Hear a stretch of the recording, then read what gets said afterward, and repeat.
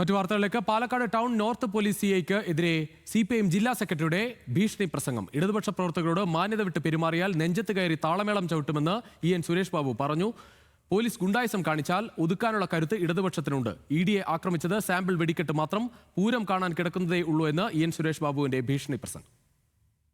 ഏതെങ്കിലും ഗുണ്ടായുധം കാണിക്കാൻ പോലീസുകാർ മെനക്കെട്ടാൽ ഇവിടെ ഒരു നോർത്തിലൊരു CI ഉണ്ട്, അവന് വല്ലാത്ത ചൊറിച്ചിലാണ്. ഇതിപ്പോ ഒരു സാമ്പിൾ വെടിക്കെട്ടല്ലേ? ഞങ്ങൾക്ക് EDയും ഇല്ല, ഒരു ചുക്കുമില്ല. നിന്റെ നെഞ്ചത്ത് കയറി താളമേളം ചവിട്ട് ഞങ്ങള്. സച്ചിൻ പള്ളിക്കാട് ചേരുകയാണ് കൂടുതൽ വിവരങ്ങളുമായി. സച്ചിൻ, ഈ സർക്കാർ മാറിയതിന് പിന്നാലെ ഈ പോലീസിന്റെ ഒരു സ്വഭാവത്തിലുള്ള ഒരു മാറ്റം കണ്ട ഒരു ജില്ല കൂടിയായിരുന്നു പാലക്കാട്. എന്തായാലും പാലക്കാട്ടെ പോലീസുകാർക്കെതിരെ CPIM ജില്ലാ സെക്രട്ടറിയുടെ ഭീഷണി.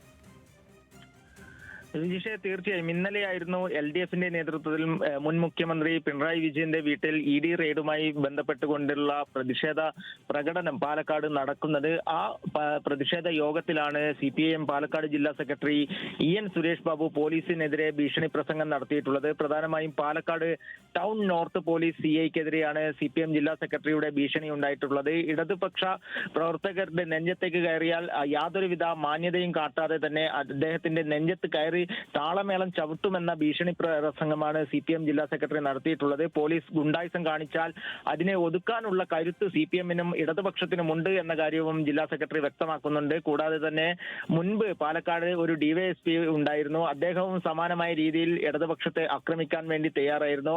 അദ്ദേഹത്തോട് ചോദിച്ചാൽ താങ്കൾക്ക് അറിയാൻ വേണ്ടി CPIMനെയും അതേപോലെ തന്നെ ഇടതുപക്ഷത്തിന്റെയും പ്രവർത്തനം എന്താണെന്ന് അറിയാൻ വേണ്ടി സാധിക്കുമെന്ന ഒരു ഭീഷണി സന്ദേശവും CIക്കെതിരെ പാലക്കാട് ജില്ലാ സെക്രട്ടറിയുടെ ഭാഗത്തു നിന്നും ഉണ്ടായിട്ടുണ്ട്. എന്തായാലും കഴിഞ്ഞ ഇലക്ഷൻ തെരഞ്ഞെടുപ്പ് ഫലം വന്നതിന് പിന്നാലെ തന്നെ പാലക്കാട് വലിയ രീതിയിലുള്ള സംഘർഷം UDFും LDFും തമ്മിൽ ഉണ്ടായിരുന്നു. തുടർന്നാണ് CPIMന്റെ ജില്ലാ കമ്മിറ്റി ഓഫീസിലേക്കടക്കം പോലീസുകാർ കയറി മർദ്ദിക്കുന്ന ഒരു സാഹചര്യം ഉണ്ടായിരുന്നു. അതിനുശേഷമാണ് വലിയ രീതിയിലുള്ള ഭീഷണിയുമായി CPIM തന്നെ രംഗത്തെത്തിയിട്ടുള്ളത്. എന്തായാലും പോലീസിനെതിരെ വീണ്ടും CPIM ഭീഷണി പ്രസംഗം നടത്തിക്കൊണ്ട് പോലീസിനെതിരെ ശക്തമായ പ്രതിഷേധം കടുപ്പിക്കുന്ന ഒരു കാഴ്ച തന്നെയാണ് നമുക്ക് കാണാൻ വേണ്ടി സാധിച്ചിട്ടുള്ളത്. രുജീഷ്. ശരി.